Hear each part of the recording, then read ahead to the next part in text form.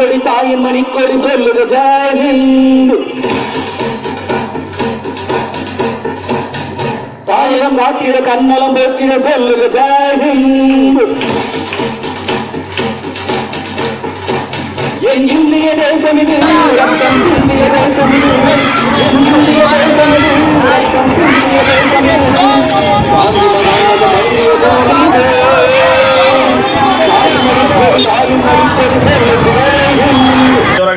ಭಾರತ್ ಮಾತಾ ಕಿ, ಭಾರತ್ ಮಾತಾ ಕಿ, ವಂದೇ ವಂದೇ ಮಾತರಂ ಮಾತರಂ, ಮಾತರಂ ಮಾತರಂ. ಸ್ನೇಹಿತರೆ, ಏನು ಪಾಲ್ಗನ್ ಅಟ್ಯಾಕ್ ಆದ್ಮೇಲೆ ಏನು 26 ಜನರ ಒಂದು ಸಿಂಧೂರನ ಪಾಕಿಸ್ತಾನ ಪ್ರೇರಿತ ಭಯೋತ್ಪಾದಕರು ಏಯ ಕೃತ್ಯ ನಡೆಸಿದ್ರು. ಅವತ್ತೇ ಭಾರತದ ನೆಚ್ಚಿನ ಪ್ರಧಾನಮಂತ್ರಿ ಒಂದು ಹೇಳಿಕೆ ಕೊಟ್ಟರು, ಈ ಒಂದು ಹತ್ಯೆಗಳಿಗೆ ಕಾರಣರಾದವರನ್ನ ಬಿಡಲ್ಲ, ಅವ್ರಿಗೆ ತಕ್ಕವಾದಂತ ಉತ್ತರ ಕೊಡ್ತೀನಿ ಅಂತ. ಕೇವಲ 12 ದಿವಸಗಳಲ್ಲಿ ಇಡೀ ಪಾಕಿಸ್ತಾನವನ್ನ ಸದೆ ಬಡಿದು ಕೇವಲ ಪಾಕಿಸ್ತಾನಕ್ಕೆ, ಪಾಕಿಸ್ತಾನದ ಭಯೋತ್ಪಾದಕರಿಗೆ ಉತ್ತರ ಕೊಟ್ಟಿಲ್ಲ, ಪ್ರಪಂಚಕ್ಕೆ ಭಾರತದ ಶಕ್ತಿ ಏನಂತ ತೋರಿಸ್ಕೊಟ್ರು ನಮ್ಮ ಇಂಡಿಯನ್ ಆರ್ಮಿ ನರೇಂದ್ರ ಮೋದಿ ಅವರು. ಅದಕ್ಕೆಲ್ಲ ಕಾರಣಕರ್ತರು ನೀವು ಕೊಟ್ಟಿರುವಂತ ಉತ್ಸಾಹ, ನಿಮ್ಮ ಏನು ಭಾರತೀಯ ಸೈನಿಕರೊಂದಿಗೆ ಇಡೀ ಕೆಜಿಎಫ್ನ ಎಲ್ಲ ಯುವಕರು ಯುವತಿಯರು ಉತ್ಸಾಹ ತರುಣರು ಇದ್ದೀರಿ ಅಂದ್ಬಿಟ್ಟು ಇವತ್ತು ಕೆಜಿಎಫ್ನ ಪ್ರಮುಖ ರಸ್ತೆಗಳಲ್ಲಿ ಈ 1 ಕಿಲೋಮೀಟರ್ ತಿರಂಗವನ್ನ ಎತ್ತುಕೊಂಡು ಸೈನಿಕರ ಜೊತೆ ನಾವಿದ್ದೇವೆ, ಭಾರತದ ಆಡಳಿತದ ಜೊತೆ ನಾವಿದ್ದೀವಿ ಅಂತ ನೀವು ಒಂದು ಶಕ್ತಿ ಕೊಟ್ಟಿದ್ರೆ, ಈ ಶಕ್ತಿಗೆ ನಾನು ಎಲ್ಲ ವೇದಿಕೆ ಮುಖಂಡರು ನಿಮ್ಗೆಲ್ಲರಿಗೂ ಹೃದಯದಿಂದ ನಮಸ್ಕಾರಗಳನ್ನ ಅರ್ಪಿಸ್ತಾ ಇದ್ದೇನೆ. ಏನಿವತ್ತು ಪ್ರಪಂಚ ಭಾರತದ ಕಡೆ ತಿರುಗಿ ನೋಡ್ತಾ ಇದೆ. ಭಾರತದ 1 ಇಂಚು ಜಾಗ ಆಗ್ಬೋದು, ಒಬ್ಬ ವ್ಯಕ್ತಿನ ಹತ್ಯೆ ಮಾಡಿದ್ರೆ ಪ್ರಪಂಚಕ್ಕೆ ಭಯ ಬೀಳಲ್ಲ, ಯಾವುದೇ ಕಂಟ್ರಿಗೆ ಭಯ ಬೀಳಲ್ಲ. ಭಾರತದ ಶಕ್ತಿ, ಮಿಲಿಟರಿಯ ಶಕ್ತಿ ಅಷ್ಟು ಚೆನ್ನಾಗಿದೆ. ಇವತ್ತೇನು ಮೋದಿ ಅವರು ಪ್ರಧಾನಮಂತ್ರಿ ಆಗಿದ್ದಾಗ ಹೇಳಿದ್ರು ಒಂದು ಮಾತು, ಭಾರತದ ಆತ್ಮನಿರ್ಭರದಲ್ಲಿ ಇವತ್ತು ನಾವು ತಯಾರು ಮಾಡಿರುವಂತ ಮಿಸೈಲ್ಗಳು ಏನಿದೆ, ಬ್ರಹ್ಮೋಸ್ ಹಾಕ್ಬೋದು, ಇವತ್ತು ಡ್ರೋನ್ ಹಾಕ್ಬೋದು, ಯಾವುದೇ 1000 ಕಿಲೋಮೀಟರ್ ದೂರ ಹೋಗಿ ಒಂದು ಸದೆಬಡಿದು ವೈರಿ ರಾಷ್ಟ್ರವನ್ನ ರುಂಡನ ಚಂಡಾಳಿ ಬರ್ತದೆ. ಆ ತಾಕತ್ತು ಇವತ್ತು ಭಾರತದ ಸೈನ್ಯಕ್ಕಿದೆ, ಭಾರತದ ನರೇಂದ್ರ ಮೋದಿಗಿದೆ. ಆ ಒಂದು ಕಾರಣಕ್ಕೆ ನಾವು ಕೆಜಿಎಫ್ ನಲ್ಲಿ ಇವತ್ತು ತಿರಂಗ ಯಾತ್ರೆ ಮಾಡೋ ಮುಖಾಂತರ ನಮ್ಮೆಲ್ಲ ಏನು ಸೈನಿಕರಿಂದ ನಾವು ಇದ್ದೀವಿ ಅಂದ್ಬಿಟ್ಟು ಒಂದು ಉತ್ಸಾಹದಿಂದ ನೀವು ಮಾಡಿದಿರಿ. ಈ ಕಾರ್ಯಕ್ರಮನ ಯಶಸ್ವಿ ಮಾಡೋದಕ್ಕೆ ನನ್ನ ವೈಯಕ್ತಿಕವಾಗಿ ನಿಮ್ಮೆಲ್ಲರಿಗೂ ಅಭಿನಂದಿಸಿ ನನ್ನ 2 ಮಾತು ವಿರಾಮ ಹೇಳ್ತೀನಿ. ಜೈ ಜೈ ಕರ್ನಾಟಕ ಮಾತೆ.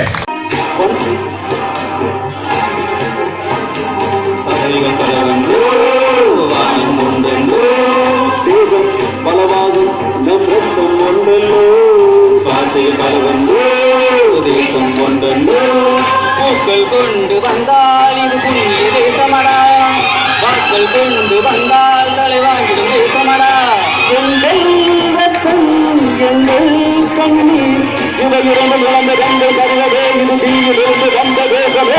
ದೇಶದ ಒಳಗಡೆ ಇರ್ತಕ್ಕಂಥ ನಮ್ಮೆಲ್ಲರ ಜವಾಬ್ದಾರಿ ಏನು ಅನ್ನುವಂಥ ಪ್ರಶ್ನೆ ನಮ್ಮ ಮುಂದೆ ಬಂದಾಗ, ಯಾವುದೇ ಸಂದರ್ಭದಲ್ಲಿ ದೇಶಕ್ಕೆ ಆತಂಕ ಬಂದಾಗ, ದೇಶಕ್ಕೆ ಅಭದ್ರತೆ ಬಂದಾಗ,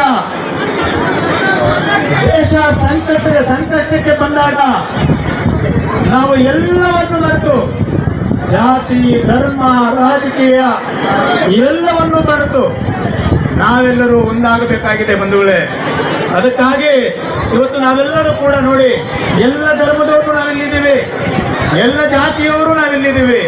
ಇದಕ್ಕೆ ಕಾರಣ ಏನು? ಆ ಭಾರತ ಮಾತೆ ನಮಗೆ ಕೊಟ್ಟಿರ್ತಕ್ಕಂಥ ಜನ್ಮ, ಆ ಭಾರತ ಮಾತೆಯ ಮಡಿಲಲ್ಲಿ ಜನ್ಮ ಪಡೆದಂತ ನಾವು ಈ ಕರ್ಮಭೂಮಿಯ ಋಣವನ್ನ ತೀರಿಸಬೇಕು.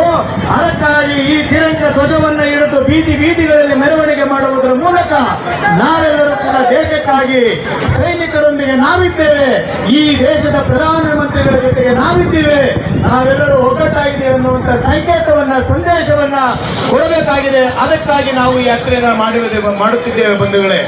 ಇದಕ್ಕೆ ಯಾವುದೇ ರಾಜಕೀಯ ಬಣ್ಣವನ್ನ ಕಲ್ಪಿಸುವುದು ಬೇಡ.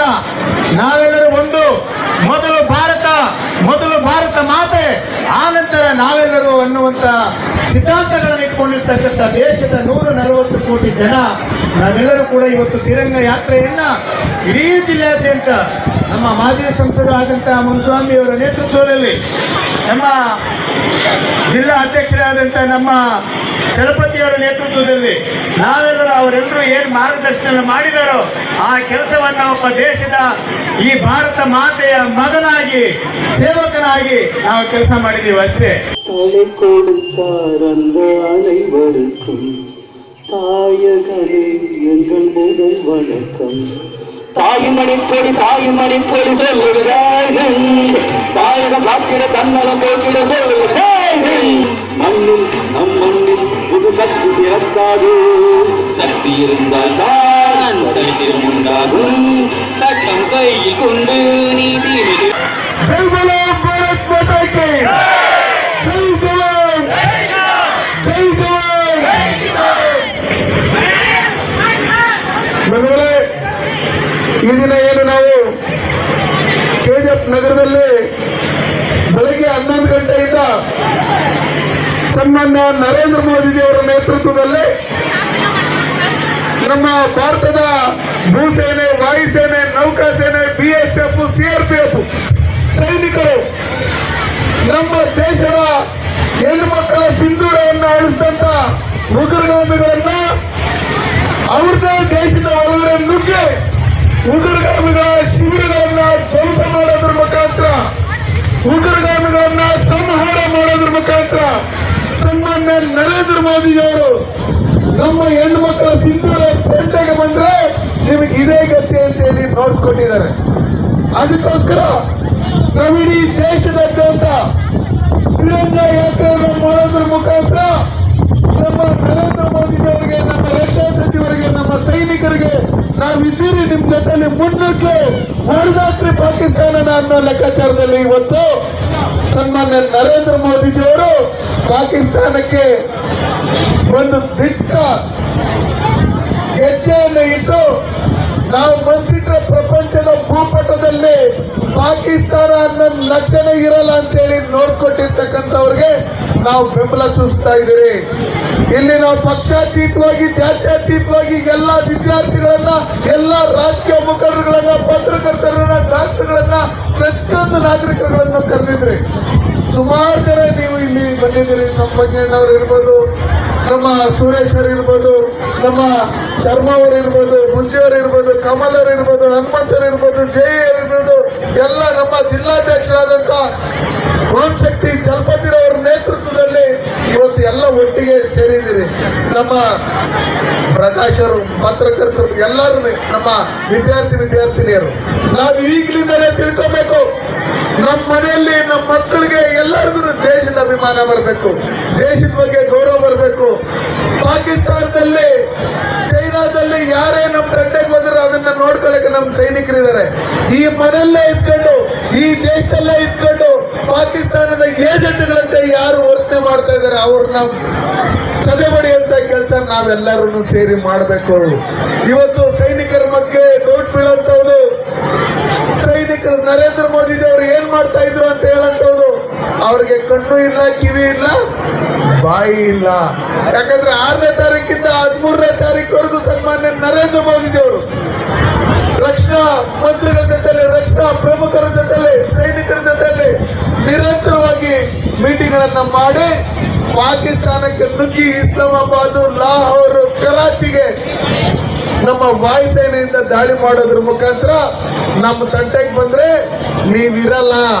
ಈಗಾಗಲೇ ನಿಮ್ ತಿನ್ನಕ್ ಊಟಕ್ಕಿಲ್ಲ, ಭಿಕ್ಷೆ ಬೇಡ್ತಾ ಇದ್ದೀರಿ. ಸಿಂಧೂ ನದಿಯಿಂದ ನೀರನ್ನ ನಿಲ್ಲಿಸಿ ತೊಳ್ಕೊಳ್ಳಕ್ಕೂ ನೀರಿಂದೆ ಮಾಡಿದ್ದೀರಿ, ಕುಡಿಯಕ್ಕೂ ನೀರಿಂದೆ ಮಾಡಿದ್ದೀರಿ.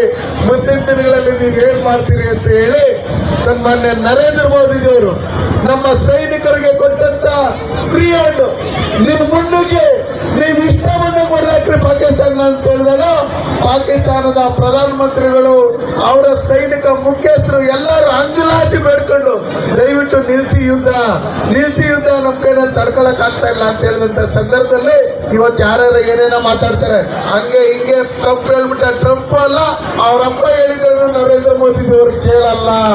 ವಿಶ್ವ ನಾಯಕರು ನರೇಂದ್ರ ಮೋದಿಜಿಯವರು ಅದಕ್ಕೋಸ್ಕರ ನಾವೆಲ್ಲ ಒಟ್ಟಾಗಿರ್ಬೇಕು.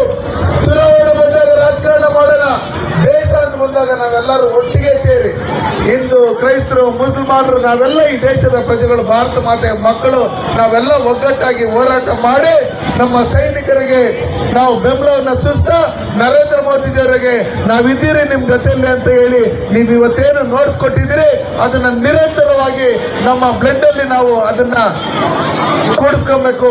ನಾವು ದೇಶಕ್ಕೋಸ್ಕರ ಪ್ರಾಣ ಕೊಡೋಕ್ಕೂ ರೆಡಿ ಆಗಿರ್ಬೇಕು.